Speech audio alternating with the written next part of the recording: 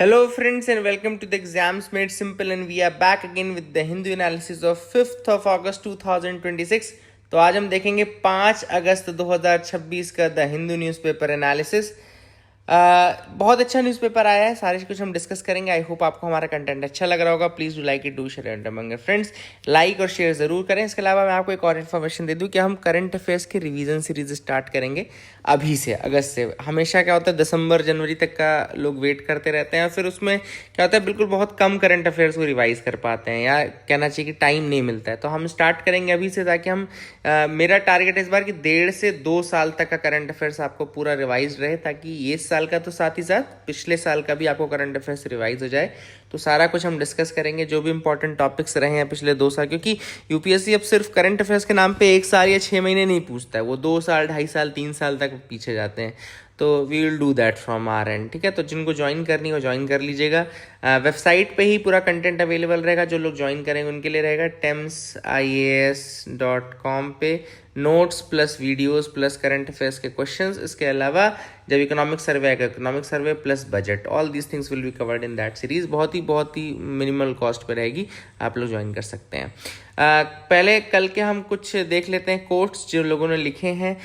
केतन चाओ, पता नहीं क्या केतन चाओ क्या नाम है, इसमें इन्होंने लिखा है कि inspiration is perishable, act on it immediately. Naval Ravikant, almanack of Naval Ravikant एक किताब भी है, वो भी आप पढ़ सकते हैं। बहुत ही one of my most favourite books है। बहुत शॉर्ट, बहुत सिंपल किताब है नवल रविकांत की। वो नवल रविकांत एक बहुत इंस्पिरेशनल पर्सनालिटी है, तो आप जरूर पढ़िएगा। Inspiration is perishable, act on it immediately.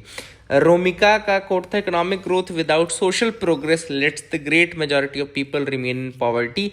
John F Kennedy का कोट। और ये देख, ऐसे कोट्स आप मेंस में यूज कर सकते हैं, बहुत ही इंपॉर्टेंट है। ऐसे कोट्स आप मेंस में यूज कर सकते हैं। और जैसे ऊपर का कोट है, inspiration is perishable, act on it immediately, ऐसे कोट्स आप जब ऐसे राइटिंग करेंगे ना, और बहुत सारे टॉपिक्स ऐसे आते हैं जहाँ पे जो थोड़ा फिलोसॉफिकल टॉपिक्स होते हैं, उसमें आप यूज कर सकते हैं, ठीक है। रफ़ी अहमद लिखा है, life is 10% of what happens to you and 90% of how you react to it. बहुत ही अच्छा कोट है रफ़ी अहमद का, ये है ना। Again it's a very philosophical quote. Shikha का कोट था, it is never too late to be who you might have been. George Eliot के द्वारा है, it is never too late to be who you might have been. बहुत ही again amazing quote है। तो these were the quotes from yesterday. Let's start the news analysis and देखते हैं क्या क्या इंपॉर्टेंट न्यूज़ आर्टिकल है। पहली है, government pushing E20 under Trump's pressure, Kejriwal. अब केजरीवाल जी का कहना है कि गवर्नमेंट जो है वो ट्रम्प के प्रेशर में E20 ब्लेंडेड पेट्रोल को प्रमोट कर रही है। तो अब हमारा एम ये नहीं है कि क्या कंट्रोवर्सी है, न्यूज़ तो हमने देखी ली। हमको मेन जानना है कि भैया E20 फ्यूल क्या होता है। तो E20 फ्यूल जो होता है वो बना होता है 20% इथेनॉल एंड 80% रेगुलर पेट्रोल से। याद रखेगा, E20 फ्यूल का मतलब है 20% इथेनॉल एंड 80% रेगुलर पेट्रोल। ये आपको इंपॉर्टेंट रखना है, ठीक है। गवर्नमेंट इसको प्रमोट करती है क्लीन एनर्जी के नाम पे। अब इसके अलावा एक और चीज़ आपको जाननी ज़रूरी है कि वो है कि इसकी जनरेशंस कितनी है। तो let's see what are the generations of the fuel. हालांकि आज मैंने ये मैप खोला हुआ है, but let me start another thing. यहाँ पे मैं आपको बताता हूँ जनरेशंस ऑफ इथेनॉल। हालांकि मैं आपको बता सकता हूँ, लेकिन मैं आपको दिखाना चाहता था कि इथेनॉल 4 जनरेशंस हैं और तीसरे में एल्गी है। एल्गी का यूज़ होता है, पहले में फूड बेस्ड था, सेकंड में फूड बेस्ड नहीं था, है ना। तो let me show you through a image के थ्रू ही बताऊं तो ज़्यादा बेटर है। यहाँ ये वाली इमेज है, देखो। क्या है यार इन लोग का। ओके, सो जब आप यहाँ देखेंगे तो फर्स्ट जनरेशन में आपको बायोमास जो मिलेगा दैट इज ऑब्टेन्ड फ्रॉम ये बायोफ्यूल्स के जनरेशन। देखो, इंक्रीजिंग जनरेशन ऑफ बायोफ्यूल्स। तो बायोफ्यूल्स के 4 जनरेशन हैं, वो मैं आपको बताना चाहता था। बायोफ्यूल्स के 4 जनरेशन है। फर्स्ट जनरेशन बायोफ्यूल में जो बायोमास मिलता है वो ऑब्टेन होता है from starch, sugar, vegetable oil. यहाँ में स्टार्च, शुगर और वेजिटेबल ऑयल से मिलता है biomass obtained from food based जो है फर्स्ट जनरेशन। सेकेंड जनरेशन जो बायोफ्यूल है that is residues of crops, non edible crops. Residues of crops and non edible crops, जिसमें लिग्नोसेल्यूलोसिक आता है। लिग्नोसेल्यूलोसिक याद रखिएगा, लिग्नोसेल्यूलोसिक, ये टर्म याद रखना, refer to woods and all, है ना। वुड नॉन एडिबल क्रॉप्स में भी आता है।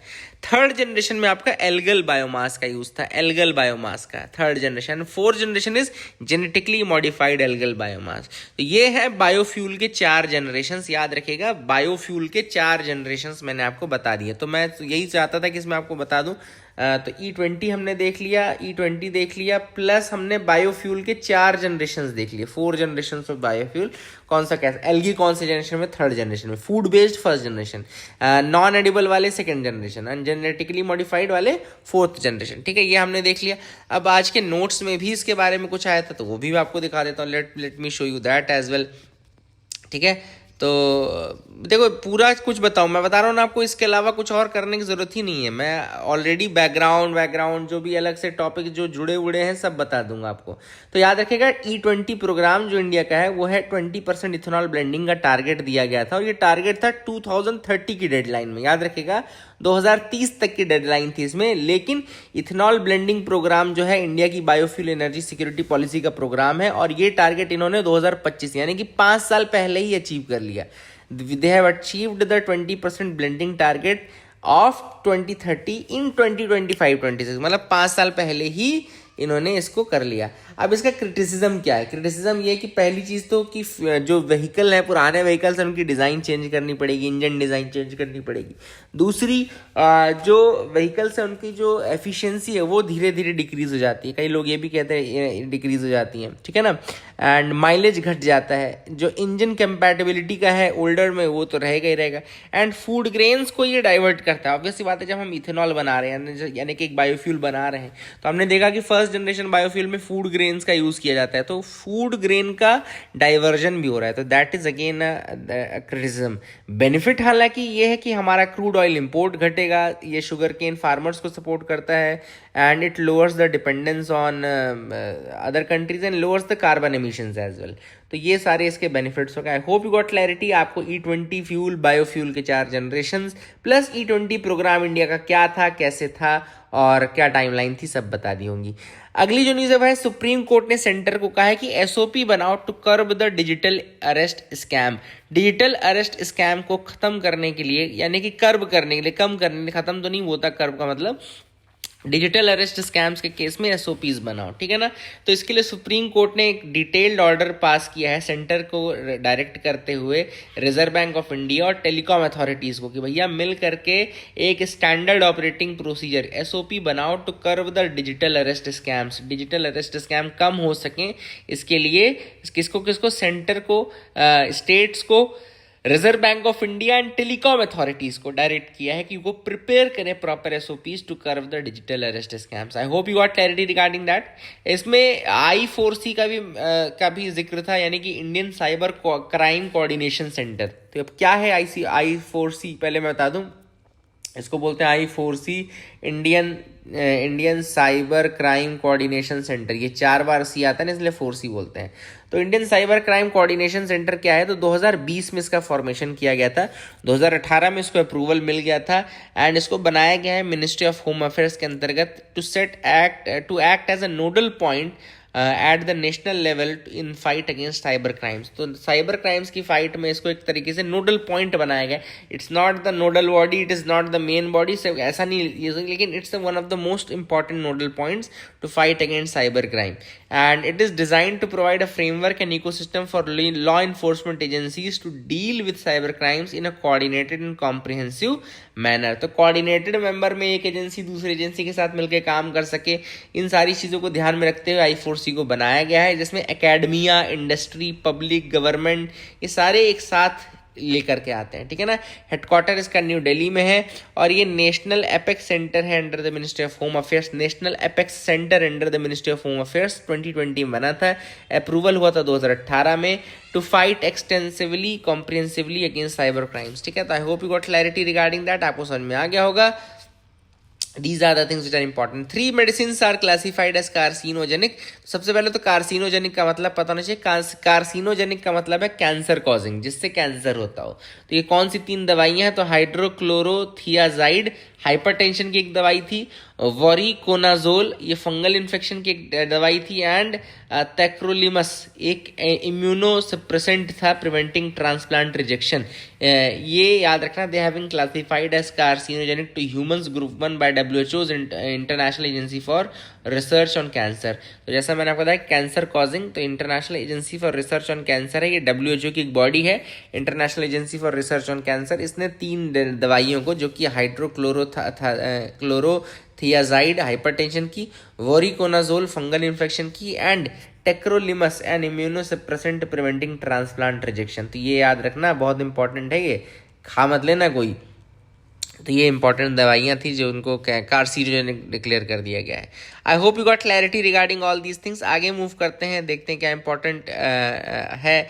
राइट टू बी फॉरगॉटन, अब ये भी एक इंपॉर्टेंट चीज़ है, मैं आपको थोड़ा बता दूं। Karnataka high court let's name of acquitted women be masked in online sources. यहाँ पे right to be forgotten in the digital age, इस पे फोकस करते हुए जो हाई कोर्ट है कर्नाटका का, उसने डायरेक्ट किया है सर्च इंजन्स को एंड जुडिशियल रिसर्च इंजन्स को, रिकॉर्ड कीपर्स को, to mask the name of a women who was acquitted back in 2019 in the charges under the Immoral Traffic Prevention Act 1956 from online record।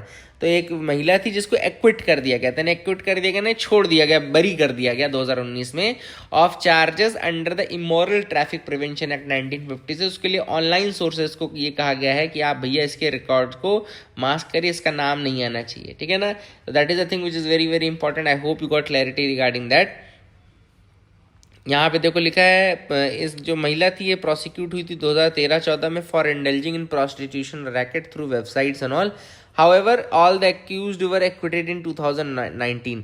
तो फिर इन्होंने ही ये किया था, petition दायर किया था कि भैया राइट टू बी फॉरगॉटन है हमारा, और ये आप हमको यहाँ से मुक्त कराएं, तो वो चीज़ किया गया है। ये देखो यहाँ पे भी मैंने न्यूज़ लिखी है, तो दैट इज रेशनल ये है कि acquittal is a सॉलेम judicial declaration of innocence. तो एक्विटल का मतलब ही है कि जुडिशियल डिक्लेरेशन ऑफ इनोसेंस है, और अगर इनोसेंस का डिक्लेरेशन हो गया है तो online visibility of old acquisition जो है, एक्यूजेशंस जो है वो अफेक्ट कर सकते हैं उनके जॉब को, उनके स्टेटस को, और इन सारी चीज़ों को। एंड ये भी है कि अगर आप मतलब इनका राइट है एक तरीके से, दे आर राइटफुल, अगर उन्होंने कुछ गलत नहीं किया तो उनका गलत तरीके से नाम आना भी नहीं चाहिए। तो that is the thing. And right to be forgotten के बारे में अगर आपको बताऊं तो it is a part of right to privacy, जो कि आपका आर्टिकल 21 का हिस्सा है, right to life and private personal liberty का। एंड इसको फंडामेंटल राइट के रूप में प्राइवेसी को किया गया था KS Puttaswamy versus Union of India case, 2017 का केस है।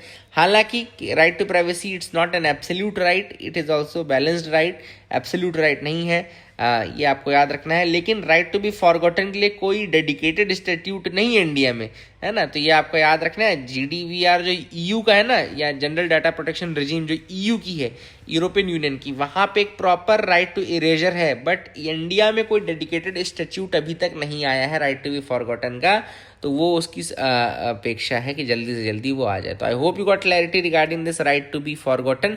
रेड सी में Indian flagged ship sink after the Red Sea attack.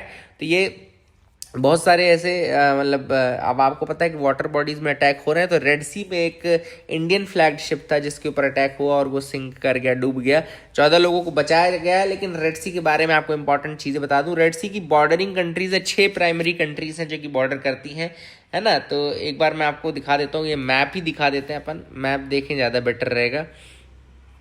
मैंने आपको बताया था ना कि मैप मैंने खोल रखा है यहाँ पे। तो ये आप देखो, ये जो बीच में है रेड सी है, दिस इज द रेड सी वाला पोर्शन। अब यहाँ पे आपको रेड सी वाले पोर्शन में दिख रहा होगा आपका जिबूती दिख रहा होगा, इरित्रिया दिख रहा होगा, देन यहाँ पे सूडान दिख रहा होगा, इजिप्ट दिख रहा होगा, देन इधर आपको सऊदी अरेबिया दिख रहा होगा, यमन दिख रहा होगा। तो these are the 6 countries which are touching the Red Sea. Red Sea जो टच करने वाली कंट्रीज मैंने आपको बता दी कौन कौन सी हैं। रेड सी फिर अटैच किसके किसके साथ है, तो यहाँ पे देखो रेड सी से यहाँ पे बाबेल मंडेब है, फिर गल्फ ऑफ एडन है। तो मतलब रेड सी और गल्फ ऑफ एडन के बीच में बाबेल मंडेब आता है, बाबेल मंडेब ज्वाइन करता है रेड सी को गल्फ ऑफ एडन से बाबेल मंडेब के थ्रू, ये आपको याद रखना है। कंट्रीज मैंने आपको बता दी, जिबूती याद रखना, एरित्रिया याद रखना, सूडान याद रखना, इजिप्ट याद रखना, देन इधर आपका सऊदी अरेबिया याद रखना, यमन याद रखना। दीज आर द कंट्रीज जो बिल्कुल टच करते हैं। कुछ आइलैंड्स जो रेड सी पे, जैसे हानिश आइलैंड आपको दिख रहा होगा, दाकलाक आर्कीपेलागो दिख रहा होगा। आर्कीपेलागो मतलब कि वो मतलब उसका जो ओरिजिन है वो वॉल्केनिक ओरिजिन है ना, आर्कीपेलागो। देन मैंने आपको बाबिल मंडेब दिखाई दिया। देन यहाँ पे फराजन आइलैंड दिख रहा होगा, फराजन आइलैंड भी है। अब ऊपर ये रेड सी के 2 ब्रांचेस भी हैं, यहाँ इधर लिखा नहीं हुआ है लेकिन मैं आपको बता दूँ यहाँ पे गल्फ ऑफ अकाबा ये लिखा है सॉरी, गल्फ ऑफ अकाबा ये लिखा हुआ है, गल्फ ऑफ स्वेज ये लिखी हुई है। तो ये दोनों नॉर्थवर्ड एक्सटेंशन है रेड सी के ही, नॉर्थवर्ड एक्सटेंशन है रेड सी के। और या बीच में आपको सिनाई पेनिनसुला दिख रहा होगा, ये इजिप्ट का है सिनाई पेनिनसुला, तो ये भी आपको दिख रहा होगा। Peninsula is a land which is surrounded by water from 3 sides. Simple सी ये भी डेफिनेशन याद रखना, peninsula is a land which is surrounded by water from 3 side. तो ये पूरा रेड सी का डिस्क्रिप्शन हो गया। I hope you got clarity regarding this Red Sea and all, सारा कुछ आपको समझ में आ गया होगा। आगे मूव करते हैं, देखते हैं और क्या इंपॉर्टेंट न्यूज आर्टिकल है जिनके बारे में डिस्कस करना है। रेड सी मैंने आपको बता दिया, नैरो स्ट्रिप ऑफ वाटर जो कि बिल्कुल बाबेल मंडेब के थ्रू कनेक्ट करती है गल्फ ऑफ एडन को, और गल्फ ऑफ एडन फिर आगे अरेबियन सी में जाता है। And geologically Gulf of Suez and Gulf of Aqaba they are the northern extensions of the same structure. तो ये भी मैंने आपको बता दिया। I hope you got clarity regarding that as well. Supreme Court ने अब चीफ सेक्रेटरी से कहा है राजस्थान के कि भैया राजस्थान की एक नदी है जिसको पोल्यूशन जिसका रोकना है। तो ये कौन सी नदी है इंपॉर्टेंट मैं आपको बता दूं, डायरेक्टली एक नदी है जोजारी रिवर। यहाँ पे ये नाम याद रखना है, which is a lifeline of nearly 2 million people in Rajasthan. ये देखो लिखा हुआ ना जोजारी रिवर, तो let me write the name again, Jojari river. तो this is a very important river. 20 lakh लोग आसपास इस पर डिपेंडेंट है, बट इसमें पूरा इंडस्ट्रियल वेस्ट जाता है। तो इस रिवर को रिस्टोर करने के लिए, ताकि ये रिवर को कोई नुकसान ना पहुंचे, सुप्रीम कोर्ट ने चीफ सेक्रेटरी को लिखा है। I hope you got clarity regarding that as well. 10 kilometre mining buffer applies to all wetland reserves. यहाँ पे अब सुप्रीम कोर्ट ने आसन वेटलैंड है, कहाँ पर आपका, ये उत्तराखंड में है, लिख लो इसको, आसन वेटलैंड, ASAN, आसन वेटलैंड है कहाँ पे, उत्तराखंड में। उसमें एक पिटीशन आया था जिसके बाद उसमें ये कहा गया कि 10 किलोमीटर का रेडियस जो है 10 किलोमीटर का रेडियस रहेगा जहाँ पे माइनिंग नहीं हो सकती। ऐसे वेटलैंड्स के 10 किलोमीटर रेडियस में माइनिंग नहीं हो सकती है वेटलैंड्स के आसपास। तो ये रूल जो है वो सारे बाकी वेटलैंड्स पे भी लागू होगा। This is the simple thing which is there. I hope you got clarity. अब आपके लिए एक छोटा सा काम ये रहेगा कि आप मुझे एक चीज़ बता दें कि रामसर कहाँ पर है। रामसर एक्ट एग्रीमेंट कब हुआ था, रामसर कब हुआ था, कहाँ पर है, प्लस मॉन्ट्रेक्स रिकॉर्ड में इंडिया की कौन सी 2 साइट हैं। मॉन्ट्रेक्स रिकॉर्ड में इंडिया की कौन सी 2 साइट हैं। ये 3 सवालों के जवाब कमेंट सेक्शन में आप मुझे लिख करके देंगे। बहुत इंपॉर्टेंट सवाल है। आगे मूव करते हैं, देखते क्या इंपॉर्टेंट न्यूज आर्टिकल है। एडिटोरियल पार्ट में हम देखेंगे NATO इंटर्स a new strategic era of transformation. बहुत ही अच्छा आर्टिकल आया है कि किस तरीके से NATO एक नए एरा ऑफ ट्रांसफॉर्मेशन में इंटर कर चुका है। तो इसमें ऑथर ने बोला कि भैया NATO में पहले जो हुआ करता था NATO, उसमें NATO ट्रीटी यानी कि जो वाशिंगटन ट्रीटी है, NATO की आपको पता है ना, वाशिंगटन ट्रीटी है 1949 की, 1949 में NATO बना था वाशिंगटन ट्रीटी से। उसमें एक कलेक्टिव डिफेंस का आर्टिकल है जिसको आर्टिकल 5 बोलते हैं। मतलब कि अगर किसी एक पे अटैक होता है तो सब पे अटैक माना जाता है, ठीक है। अब NATO की जो टाइमलाइंस है, ऑथर ने इसको डिवाइड किया, NATO 1.0, NATO 2.0 एंड NATO 3.0। तो इसमें उन्होंने कहा कि NATO 1.0 जो था वो 1949 से 1991 तक था, जो कि कोल्ड वॉर के टाइम पे था। तब USSR को डिटरेंस देना था। तो ये बहुत प्रॉपर काम किया तब तक इसने, ठीक है ना। NATO 2.0 जो था वो 1991 से 2022 तक था, पोस्ट सोवियत एक्सपेंशन ये हुआ इसमें, जिसमें ईस्टवर्ड आउट बहुत सारे NATO ने आउट ऑफ एरिया ऑपरेशंस किए, बाल्कन में, अफगानिस्तान में, पोस्ट सोवियत एक्सपेंशन, ठीक है ना। तो ये था। एंड NATO 3.0 जो था वो 2022 से प्रेजेंट में, जिसमें पोस्ट यूक्रेनियन इन्वेजन है, ये यूक्रेनियन इन्वेजन के बाद। और अब यहाँ पे बेसिकली यूरोपियन रीआर्मामेंट हो रहा है। यूरोप अब दोबारा से आर्म ले रहा है और अपनी प्रोटेक्शन अपने हाथ में रखने की कोशिश कर रहा है। और अभी NATO का थोड़ा वर्चस्व घटा है। क्यों? क्योंकि US अभी भी जो है, मेनली जो NATO का इनेबलर है वो US ही है ना, क्योंकि वही न्यूक्लियर गारंटर है, वही उसका पॉलिटिकल कन्वीनर है ना। तो ये सारी चीज़ें इंपॉर्टेंट है। अब यूरोप बेसिकली US ने अभी ट्रूप्स खींच लिए थे फ्रॉम यूरोप, तो अब यूरोप को खुद का आर्मामेंट करना है, दोबारा खुद की पावर उसको आगे बढ़ानी है, ठीक है। अभी 2026 जुलाई 2026 में अंकारा में 36वां नेटो समिट हुआ, जिसमें हालांकि आर्टिकल 5 फिर से रीअफर्म किया गया है ना, लेकिन डोनाल्ड ट्रम्प जब तक रहेगा तब तक बहुत ज़्यादा भरोसा है नहीं, ठीक है। तो ये भी इंपॉर्टेंट चीज़ है जो आपको पता होना चाहिए। 2025 में नेटो का हेग समिट हुआ था, जिसमें नेटो मेंबर को कहा गया डिफेंस स्पेंडिंग को मोर देन 3.5% ऑफ जीडीपी करो बाय 2035। अभी 2% के आसपास हुआ करती थी, ठीक है ना, तो अब उसको 3.5% ऑफ जीडीपी करो by 2035। This is what is there, ये आपको याद रखना है। 2025 हेग समिट ऑफ नेटो में हुआ था, ठीक है। I hope you got clarity regarding that as well. तो ये सारी चीज़ें आपको पता होनी चाहिए। I hope you got clarity. आगे मूव करते हैं, देखते हैं और क्या इंपॉर्टेंट है। एक दूसरा आर्टिकल भी आता है जिसमें था कि delimitation may be less attractive for BJP now. अब ये क्यों कहा जा रहा है, क्योंकि अभी 3 जो सीट्स में बाई इलेक्शन हुए उसमें से 2 सीट तो वो हार गई, तो उनको इनका ये कहना होता रहेगा कि भैया जो हिंदू वोट बैंक भी है बहुत ज़्यादा वोलेटाइल हो चुका है बीजेपी के लिए। तो बीजेपी भैया क्यों कर रही है, बीजेपी पूरा डिलिमिटेशन क्यों करती है, ताकि वो अपनी सीट्स को रीअरेंज कर सके और जो वोट ब्लॉक्स हैं उनको एक साथ ला सके। तो ये इम्पॉर्टेंट, इसमें एक टर्म एक्चुअली मुझे आपको बताना था, टर्म इज गैरी मैंडरिंग। ये देखो लिखा हुआ ना गैरी मैंडरिंग, ये आपको पता होगा तो अच्छी बात है, नहीं पता तो मैं बता दूं। गैरी मैंडरिंग का मतलब होता है कि redrawing constituency boundaries to favour a party by picking and cracking rival voting communities. मतलब कि जो राइवल वोटिंग कम्युनिटीज है उनको इधर उधर फैला दो ताकि उनके वोट बैंक एक ना हो पाए, और अपने आप को इस तरीके से कॉन्स्टिट्यूंसी को रीड्रॉ करो कि हमारी पार्टी को फायदा हो जाए, तो वो कहलाता है गैरी मैंडरिंग। ये टर्म याद रखना, gerrymandering, and this is the very important thing. I hope you got clarity regarding that as well. ये टर्म जरूर याद रखना गैरी मैंडरिंग का। इसका ओरिजिन जो है वो यूएस ओरिजिन है। गवर्नर वहाँ पे एल्ब्रिज गेरी थे 1812 में, उनके ऊपर ये कंसेप्ट लिया गया है। That is the thing which is important. Delimitation is fixing of boundaries of Lok Sabha and Assembly constituencies as per the Delimitation Commission. Delimitation act आता है प्रॉपर पार्लियामेंट के द्वारा। Article 82 and article 170 of the constitution deal with that.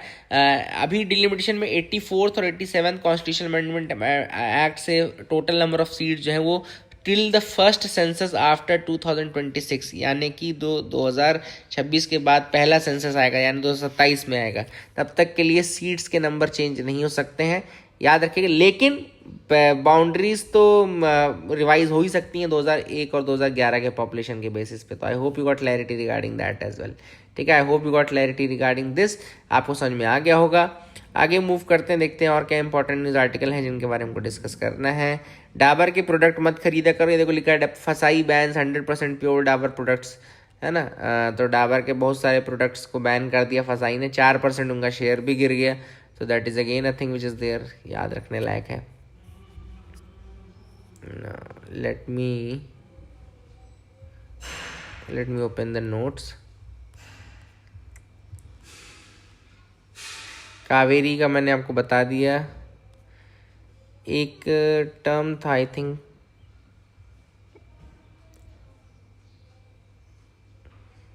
एक काम करना आप लोग, एक और चीज़ कर लेना। एक टर्म आउटर स्पेस ट्रीटी, कब की ट्रीटी है और इसमें क्या कहा गया ये आप देख लीजिएगा। ये 3 दवाइयाँ जो बैन हुई है मैंने आपको बता दिया। नाउरू ने अपना नाम बदल दिया, ये कल ही मैं आपको बता चुका। मैं बोला था ना कल की हिंदू में नहीं आया था, लेकिन मैंने चूंकि वेबसाइट भी इंक्लूड करता हूँ तो उसमें, तो नाउरू का नया नाम नाउ एरो है, नाउ एरो है ना। और आप वेबसाइट में जाएंगे तो आपको सारी चीज़ें मिल भी जाएंगी, सारे न्यूज़ आर्टिकल मिल जाएंगे, ठीक है। तो I hope you got clarity regarding that as well.